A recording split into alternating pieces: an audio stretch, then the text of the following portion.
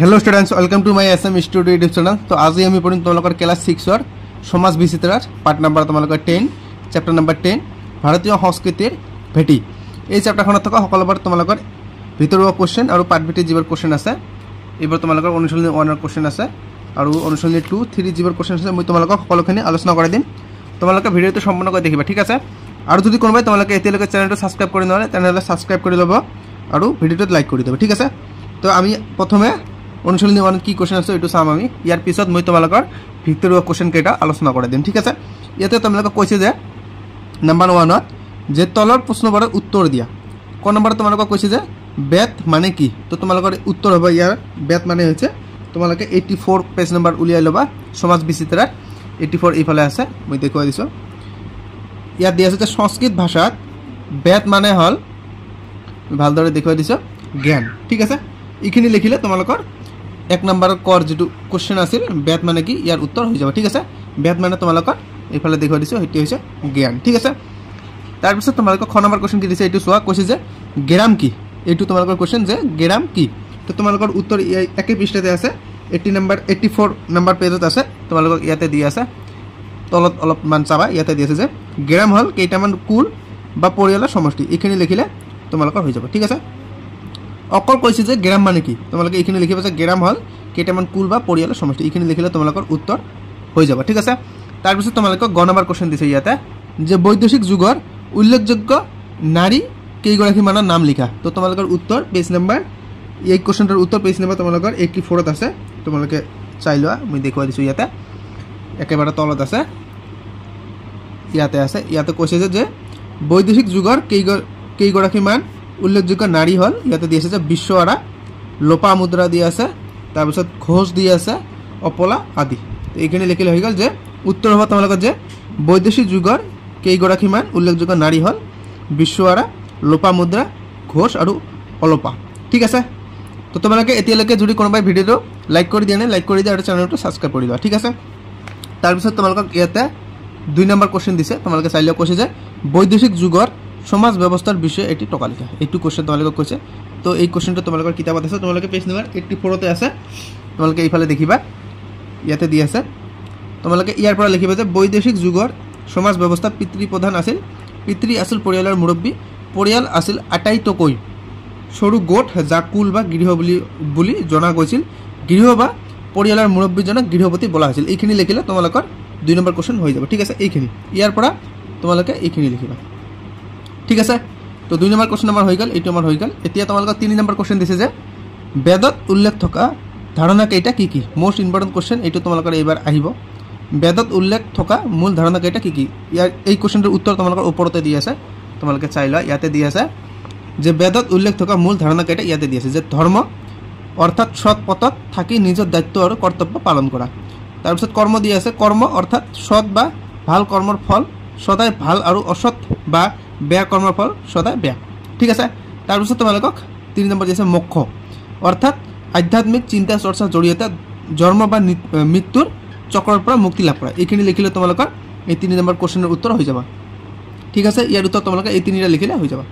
তোমালোকে চাবা যদি কোৱেশ্চনত তোমালোকৰ 1 মাৰ্ক থাকে তেনেহলে এটা লিখিবা, 2 মাৰ্ক থাকিলে 2টা লিখিবা আৰু 3 মাৰ্ক থাকিলে 3টা লিখিবা, ঠিক আছে? তো আমাৰ অনুশীলনী 1 হৈ গ'ল, ডান হৈ গ'ল। এতিয়া আমি অনুশীলনী 2 কি কোৱেশ্চন আছে এইবাৰ দেখিম। তোমালোকে পেজ নম্বৰ 86 বাহিৰ কৰি লোৱা। ইয়াতে কৈছে যে তলৰ প্ৰশ্নবোৰৰ উত্তৰ দিয়া। ক নম্বৰ কোৱেশ্চন তোমালোকক দিছে জৰবাদাৰ প্ৰচাৰক কোন আছিল। তো তোমালোকৰ উত্তৰ হ'ব ইয়াতে চাৰবাক আছিল, ঠিক আছে? তাৰপিছত তোমালোকক খ নম্বৰ কোৱেশ্চন দিছে যে নকাৱত বুলিলে কি বুজা। তো উত্তৰ হ'ব তোমালোকৰ নকাৱত বুলিলে সাধাৰণ মানুহৰ বিশ্বাস বা অভিজ্ঞতাৰ ওপৰত আধাৰিত চিন্তাধাৰাক বুজোৱা হয়। ই চাৰবাক মতৰ অন্য নাম, ঠিক আছে?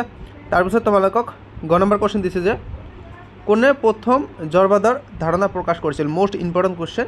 তো উত্তৰ তোমালোকৰ ইয়াতে দি আছে যে চাৰবাকে প্ৰথমে বা পোনপ্ৰথমে জৰবাদৰ ধাৰণা প্ৰকাশ কৰিছিল, ঠিক আছে? তাৰপিছত তোমালোকক ঘ নম্বৰ কোৱেশ্চন দিছে ইয়াতে যে জৰবাদৰ মতে জগতৰ সকলো বস্তু কোনকেইটা উপাদানৰ সমষ্টি। তো উত্তৰ দি আছে যে জৰবাদৰ মতে জগতৰ সকলো বস্তু ভূমি, জল, অগ্নি আৰু বায়ু এই 4টা উপাদানৰ সমষ্টি, ঠিক আছে? তাৰপিছত তোমালোকক অনুশীলনী 3 কেইটামান কোৱেশ্চন দিছে। প্ৰথমত কৈছে তোমালোকক ইয়াতে দে তলৰ প্ৰশ্নবোৰৰ উত্তৰ দিয়া।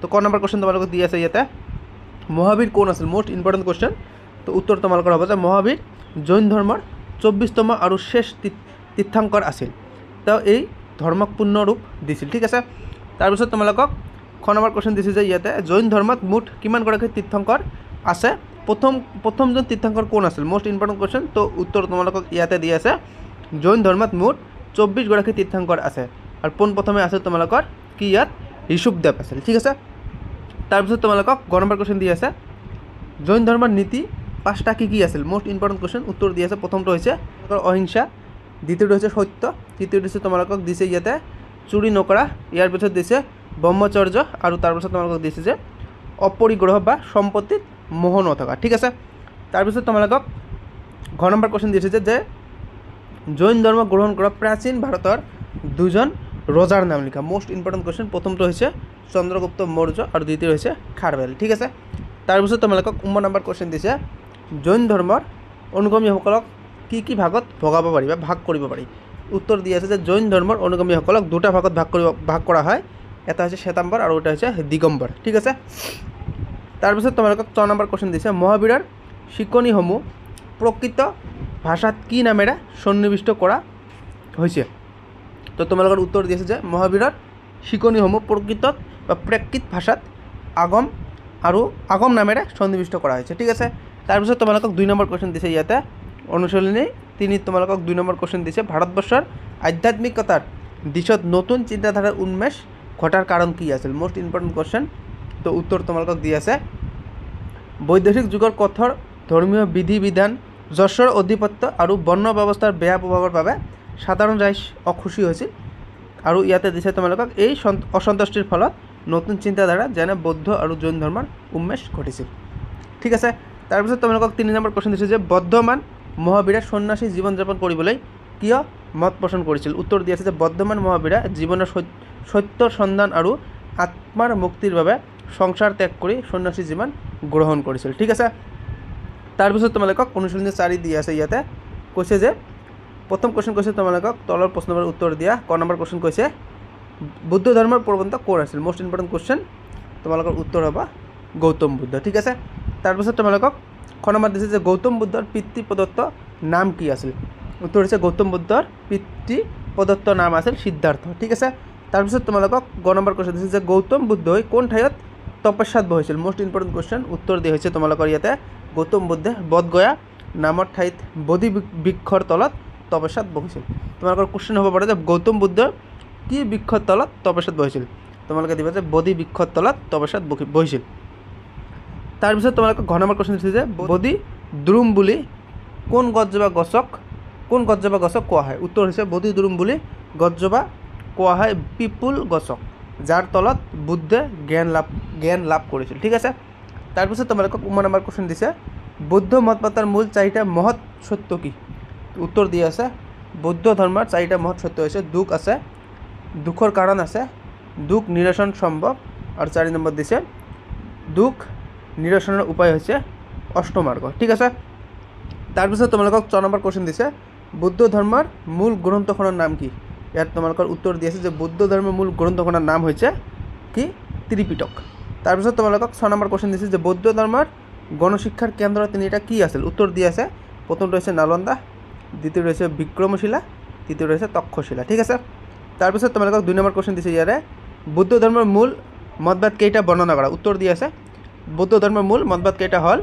অহিংসা সমতা 3 নম্বৰ দিয়া আছে 4টা মহৎ সত্য 4 নম্বৰ দিয়া আছে অষ্টমাৰ্গ কৰুণা আৰু মৈত্ৰী ঠিক আছে তাৰপিছত তোমালোকক 3 নম্বৰ কুৱেশ্যন দিছে ভাৰতৰ সভ্যতা সংস্কৃতিৰ প্ৰতি বৌদ্ধ ধৰ্মৰ অৱদানৰ বিষয়ে লিখা তো উত্তৰ দি আছে বৌদ্ধ ধৰ্মই ভাৰতীয় সভ্যতা সংস্কৃতিৰ ওপৰত গভীৰ প্ৰভাৱ পেলাইছে ই অহিংসা সমতা আৰু শিক্ষাৰ বিস্তাৰ ঘটাইছে নানা শিক্ষা কেন্দ্ৰ স্থাপত্য শিল্প চিত্ৰশিল্প আৰু স্ফুট সাহিত্যৰ উন্নতি বৌদ্ধ ধৰ্মৰ অন্যতম অৱদান আছিল ঠিক আছে তাৰপিছত তোমালোকক অনুশীলনী 5 দি আছে কেইটামান কুৱেশ্যন তোমালোকে কিতাপখন বাহিৰ কৰিলে কিতাপত দি আছে তোমালোকৰ পেজ নাম্বাৰ তোমালোকৰ 91 দি আছে 91 তোমালোকে বাহিৰ কৰি তলত দেখা যে প্ৰথম কুৱেশ্যন কৈছে জনজাতি বুলিলে কি বুজা উত্তৰ দি আছে জনজাতি বুলিলে সেইসকল জনগোষ্ঠী বুজোৱা হয় যি নিজৰ পৃথক ভাষা পৰম্পৰা আৰু বিশ্বাস লৈ জীৱন যাপন কৰে ঠিক আছে। তাৰপিছত তোমালোকক খ নম্বৰ কুৱেশ্যন দিছে জনজাতিবোৰৰ অতীতৰ বিষয়ে কোনবোৰ উৎসৰ পৰা জানিব পাৰা।